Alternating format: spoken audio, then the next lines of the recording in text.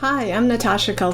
I'm a photographer and educator at Samys Photo School, and today I'm super excited to share with you the new masking and AI selection feature in Lightroom Classic.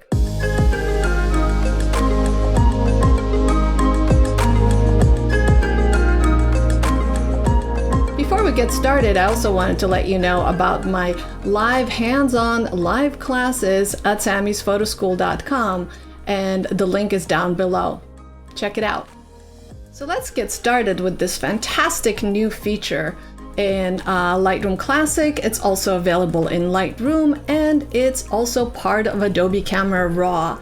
So here we are in Develop module, and we're celebrating Day of the Dead, De los Mortes, and so I'm going to go ahead and show you the new features here. Notice that under the histogram, the tools look a bit different, and we have a new selection panel. So if I click on this selection panel right here, so once you click on the little circle with the dots, you have options for selections. And here is some of the AI technology. We have select subject and we have select sky. And then we have our tools from before, the brush, the linear, the radial gradient filters.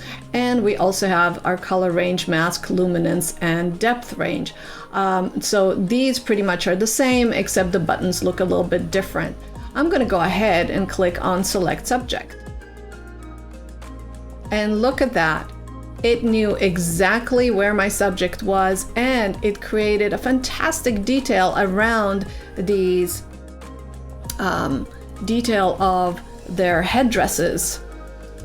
It missed a couple of spots here, but that's not a big deal. I can add to it. So how would I add to it? So here we now have a new panel for masking. I'm going to go ahead and click on it, and I could add and subtract my mask. So if I want to add to my mask, I'll go ahead and click on add. I'll select brush, and here's my brush tool, and I'm going to go ahead and add to my mask. I have my auto select turned on as well, so that's going to make it a lot easier for me to select these little leaves, because it missed them because they're probably about the same density as the background brightness. So it kind of missed them, but it's pretty easy for me to add, as you can see. Now if I want to also subtract, I can go ahead and click on subtract mask, and again click on brush, and now I have a subtraction brush, and I can just subtract the parts that should be the wall back there. Okay, and you could go through it. I'm not going to take the time to go all the way through, but I think you guys are getting the idea.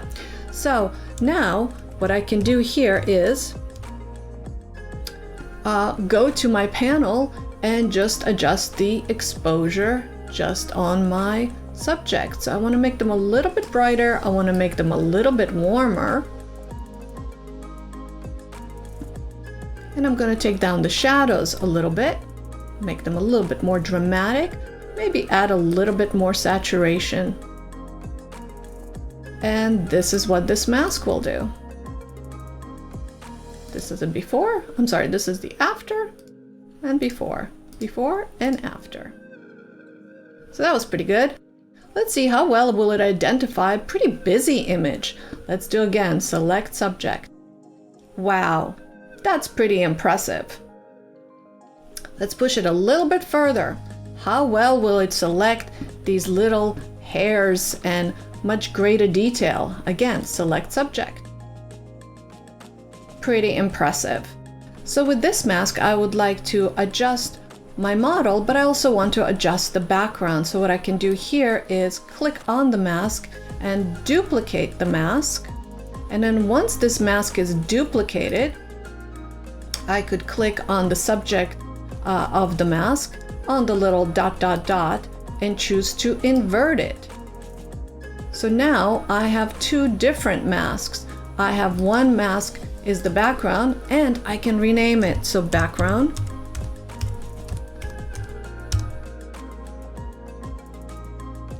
and then this one is going to be my model. So let's see what we can do with the model. I could make her a little bit warmer, just not too much. Maybe add a little bit of tint to her.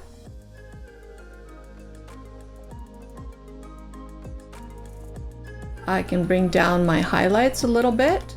I can overexpose her just a smidge. I could soften her detail a little bit.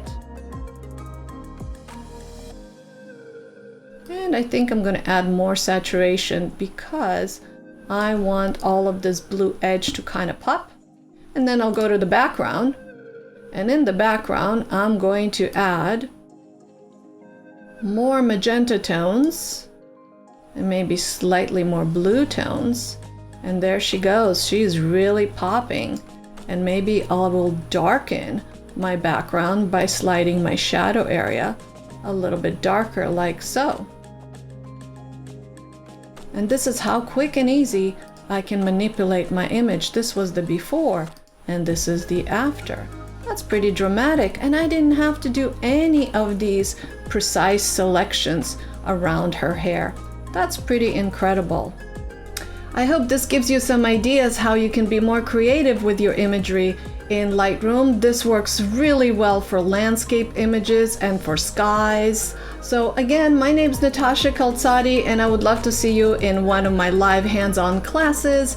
The link is down below, and while you're down there, go ahead, subscribe to our channel, ring the bell, and you'll be notified for the next tutorial. And I hope to see you next time.